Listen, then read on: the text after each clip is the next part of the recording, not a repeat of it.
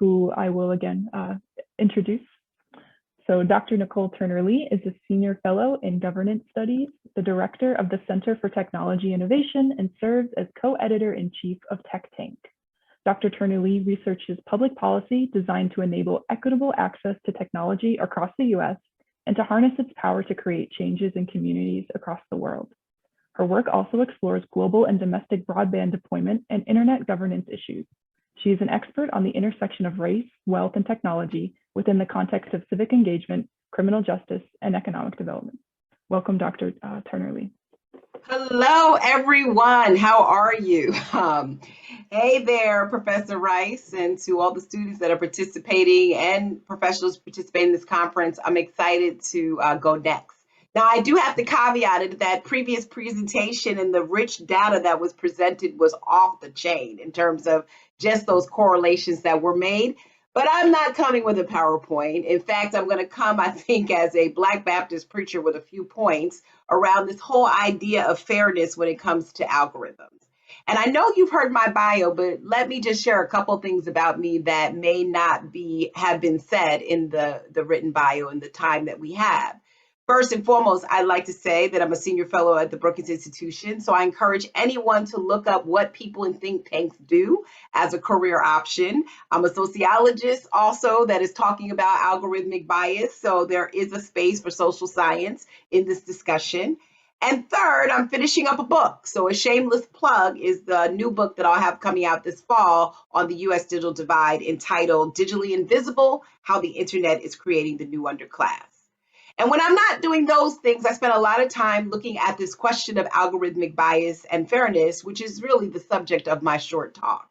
And I present this to you all in a way that hopefully, for those of you that are not as skilled in machine learning algorithms will understand, but for those of you who have been working in this space, you'll actually begin to understand some additional questions we need to be asking ourselves when we look at the role of machine learning algorithms and civil and human rights.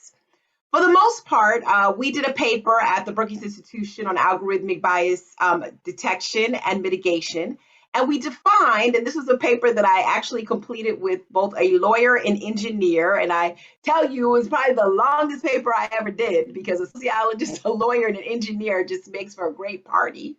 But what we found in our definition of bias overall is that when similarly situated people, places, and things received what we call differential treatment, where there may be some distinction between, the types of interest or lifestyles that people may have, and disparate impact, where there's a longer term collective impact that may in some respects foreclose on the opportunities available to those people, those places, or subjects. And I start there because I think the algorithmic bias space has become very convoluted with a variety of perspectives on what people think it is. And in my work, we're pretty clear that when there is a disparate impact that actually affects one's ability to sort of develop or be mobile because of the algorithm, it's a problem. And particularly when the decision actually mirrors the systemic inequalities that already affect certain populations. So in my work, I'm particularly interested in how algorithms actually impact or engage various contexts where vulnerable populations actually rest. And I'm going to actually talk a little bit about that today in this keynote and hopefully provide some time for Q&A. So let me give you a couple of examples, and I'll start with examples that you may already be familiar with, and then I'll go to examples that I like to use when I'm actually talking about this stuff. LaTanya Sweeney, who is a professor at Harvard University and used to be the chief technology officer at the Federal Trade Communications, has written papers, for example, that suggest that people with quote unquote Black sounding names or Latina sounding names tend to be offered higher interest credit card offerings or other financial services when the algorithm picks up on that name in terms of the cadence of that name. That's one example where we actually find that people who are already disadvantaged in financial services and wealth equity outside of the internet actually experience the same types of impacts on the internet because of the way the algorithm picks up on those externalities. There was just a couple of years ago a healthcare algorithm that was designed to screen the eligibility of patients for with chronic disease for a particular program. And what was identified is that particular algorithm was actually kicking out Black patients who in society have the highest propensity towards chronic disease. And why was that? The algorithm itself was trained on data that used, instead of race, a variable around the amount of investment in healthcare. And if you do the math as a social science and you look at the historical legacy of Black people's relationship to healthcare systems, you'd actually find that they don't pay as much as whites, primarily because of the lack of proximity of health institutions, but also the economic vulnerabilities. So that algorithm landed up on the front page because what it essentially did was to suggest that Black patients were not eligible and over time could have produced a disparate impact. Amazon, my last example, actually created an algorithm to hire more women, get this, in engineering jobs at the company. They trained the algorithm on data of the last 10 years of hiring data, which was primarily composed of men. And for every woman that applied for that job, if they were Mary or Jane or Nicole or some woman-sounding name, or went to a women's college or was part of a women's extracurricular organization, they were kicked out of the system and denied the opportunity to interview. My friends, I share those examples because that's a little different than I think some of the innocuous examples that we have in terms of the distinctions that are made with machine learning algorithms. I like blue dresses and I want a company to sell me as many blue dresses as possible. But when those blue dresses get tied up into the inferences of other things that I do on the internet, the places and where I shop, the magazines that I may read, the friends that I may have, where they actually determine without me telling them that I'm actually a Black woman who loves blue dresses, who, by the way, may be part of the widening wealth grab because maybe I'm buying too many blue dresses and I need predatory credit card offerings, that then lends itself towards disparate impact. And I think that's really important to hear because I said earlier, I'm not a scientist, I'm not an engineer, and I'm not a computer scientist. I'm a social scientist that understands the relationship between the socio-technical parameters of how we look at these new artificial intelligence spaces. And I'm one that's concerned that we will essentially create the same type of external inequalities that manifest themselves in the external world. Now, some of you may say, well, Dr. Nicole, what do we do about it, right? Because these machine learning algorithms have basically taken over our lives. And what I would suggest are a couple of things, and then I'll wrap up, that I think are particularly important when we begin to think about how to address algorithmic bias.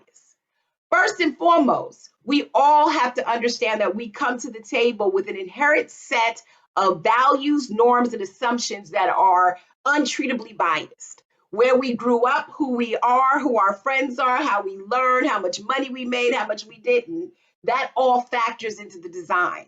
And I think that's a particularly important acknowledgement because when you begin to look at where these algorithms go wrong, oftentimes you find, like in the case of the healthcare algorithm, that the developer had no clue about the discrepancies in investment in healthcare that existed between populations. That same argument could be made for someone who may be trying to do technology for good, who may not understand that a criminal justice algorithm is actually using data from a flawed criminal justice system that over criminalizes Black men and women and Latina men and women and poor men and women in ways that the data will be reflected in any type of outcome. So I always tell people, first, you got to look yourself in the mirror and acknowledge that you may be bringing those biases and assumptions to the table.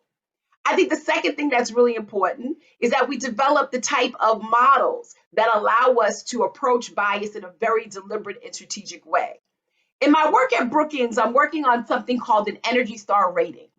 And this came about because my dishwasher broke a couple years ago. And I went into a big box store and I was like, I need to buy a dishwasher. And I was looking at the dishwashers with a big yellow sticker because that yellow sticker indicated a couple of things. It indicated how it was tested in, against water consumption and electric consumption, the durability of the plastic, etc. In the new economy, especially in the pandemic, we are now relying upon an online world. And I think it is beholden upon companies as well as developers to understand that it is their job to actually have algorithms which perform effectively in a variety of contexts. And that, to me, friends, is the beginning of a fairness conversation. That yellow sticker identified that that dishwasher was going to work to its standards. And we really need an Energy Star rating that allows us, and they're doing this in Germany, to understand whether or not this algorithm is going to perform around a variety of contexts. I often give people the example of facial recognition technology, which we all kind of know right now does not work well against people with darker skins or poor imagery or lighting. And so I always tell companies, when you think about the performance of your algorithm, obviously it doesn't perform well on me. So I either want some assurance that you're testing it against subjects like me, or you're disclosing where those fallibilities exist. So my Energy Star rating, I've been looking at, for example, what are the technical cadence opportunities to make them better? Are we testing them in different contexts? Are we including training data that is more inclusive? Are we looking at public policy prescriptions that ensure that these products do not violate civil rights law, like housing and employment and financial services? And finally, something that's not often discussed, are we checking back with civil society, with people, to understand whether or not the algorithm performs best and is maximized for them? Ultimately, I think that that's a great model, one that I'm writing about right now, but it's one that actually moves the conversation not towards more regulation, but it suggests that we cannot continue to exist, particularly in sensitive use cases, on a wait and see or break it fast and build it back, because the implications for people are so great. If you foreclose on the credit worthiness through an algorithm on someone's ability to get a loan, trust me, that will stay with that person who is already economically fragile, and it will be harder for them to reverse it because the opaqueness of computer technology today makes it hard for us to even understand how these things work, let alone the layperson. The third thing I would just say is that we need interdisciplinary cooperation. I love me some Eric Rice. He was one of the few people that I met that understood how this issue actually intersects with sociology, political science, economics, social services. And there are not many people who do that. This is not to say that other programs are not at the top of their game when it comes to the science, but science is discrete. And science, particularly in these situations, may not account for the variability of subjects, the flaws in data, and the opportunity for humans to come in and make clear judgment about whether or not there's fairness that's embedded in this model. And that really, my friends, the reason that I share those 3 points goes back to this concept of fairness. If you look at it the way that I'm setting it out in the socio-technical perspective, nothing is fair because everything that we create comes from a biased platform. The things that we can work closer towards are systemic frameworks that at least acknowledge those biases, but also make the determination as to whether or not we think that decision will bring fuel to the fire of decisions that have already over-incarcerated, over-promised, and in some respects underrepresented on the people not necessarily factored in our decision making. And so as I actually begin to wrap this up, I always tell folks when I think about even my own case, the challenge that we have now with algorithmic bias and fairness is one that simply replicates the society in which we live. Computers don't bias, my friends, people do. But the opportunity to get closer to fairness is to have these interdisciplinary cohorts that begin to understand not just responsible AI, but ethical, lawful, and inclusive AI in ways that I think we're currently not having those conversations. And more importantly, in addition to actually having these conversations about fairness, you can't have it when you have only homogenous people with a seat at the table. It's not only important to have people by disciplines, but having people with the lived experiences of what we're trying to actually address in those models also matters. I know one thing as I wrap up, I struggle, and sometimes I'm quite exhausted because there's a shortage of women of color working in this space. And it's no secret that for some of those women of color who worked in high offices and very esteemed companies, they're no longer there. And we have to continuously make in our minds or tell ourselves, how do we reconcile these other things, these egregious actions on the outside to ensure that our models on the inside do not suffer the possibility of expanding and replicating and sustaining those systemic inequalities. And so I would just leave it for all of you here. As we have these conversations, it's first most important to say, is it that significant that we automate something that is significantly unfair? And two, do we have the right people at the table? And three, are we also developing models that surpass our wildest imagination to potentially help us hone in some of the inequalities that we've already experienced and seen? So I'm going to stop there. You can find me, Dr. Nicole Turner Lee, on Twitter at Dr. Turner Lee. My book is coming out, but we write a lot at Brookings on algorithms, from the governance side to the bias side, and then just a host of intersectionalities with privacy and race and social justice. So just go to Brookings. You'll find me there, and you'll find also a stream of work under the link AI that will actually talk about those things. So I think I'm going to stop because I think there's some questions that are here in the audience, but I'm just so honored and blessed to be here today to talk to all of you. Thank you so much, Nicole. That was wonderful. So it's so right, weird talking in a Zoom, so hopefully it was. It never gets easier, does it? But we do have some questions in the chat. So Dan Ho is asking, or thanking you so much for sharing this important perspective, and he's curious how you think about audit standards for rating systems for AI. For instance, the Government Accountability Office did an audit of the Energy Star rating system in 2010 and concluded that it was vulnerable to fraud and abuse as there was little verification. So he's curious what you think is necessary for such a meaningful rating system. Oh, I love that question. And thank you, Dan. You gave me more stuff to go look at because I'm writing this for a book chapter right now.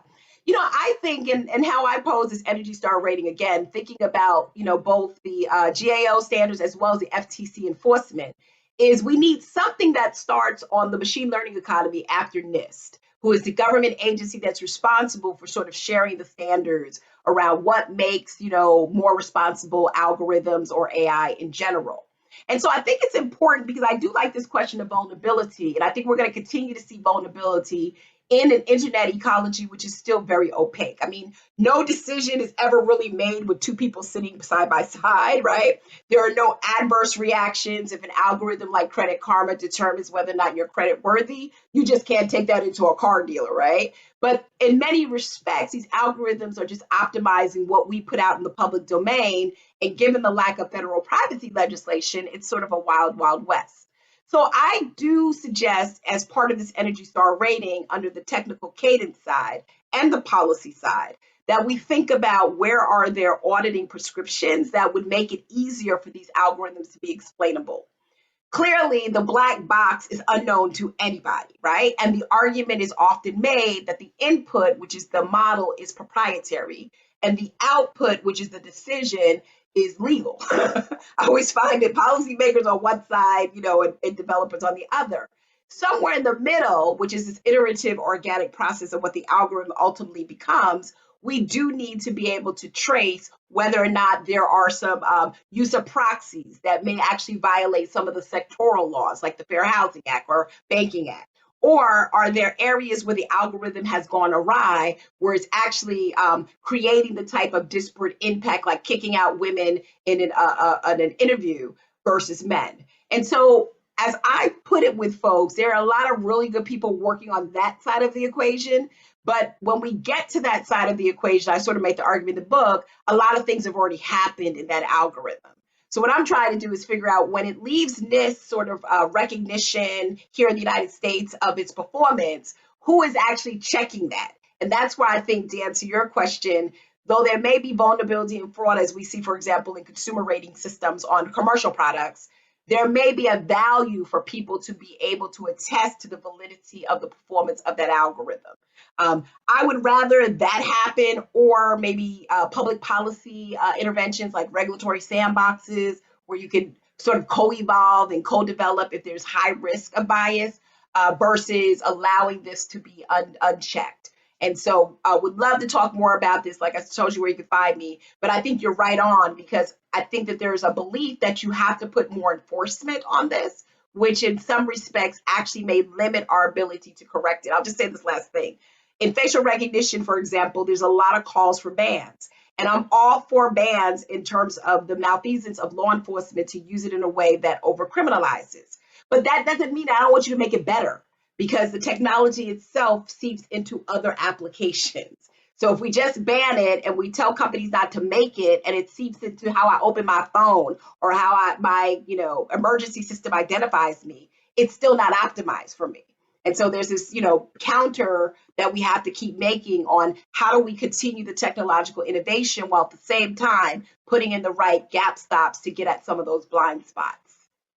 And I explain this in this chapter that I'm writing as part of this book for the Oxford University Press, but it's real interesting because I just find that there's always a push against regulation, which addresses fraud, while at the same time, there should be a push towards, again, being more inclusive, more lawful, and more credible in the performance of those algorithms. All right, thank you so much, Nicole. Thank you for all of your plugs and for all of the interesting things that we must certainly be keeping in mind, right, as we're designing and moving forward with our AI solutions that hopefully are not as harmful as others that we've seen. Thank you so much. Thank you. All right, and moving along, we will be hearing from our next speaker, who I believe will be the last keynote speaker of our morning session today. So thank you, Ty, for moving Karen over. So I have the pleasure of introducing Karen Smilowitz. So Dr. Karen Smilowitz is the James N. and Margie M. Krebs Professor in Industrial Engineering and Management Science at Northwestern University, with a joint appointment in the Operations Group at the Kellogg School of Management. Dr. Smilowitz is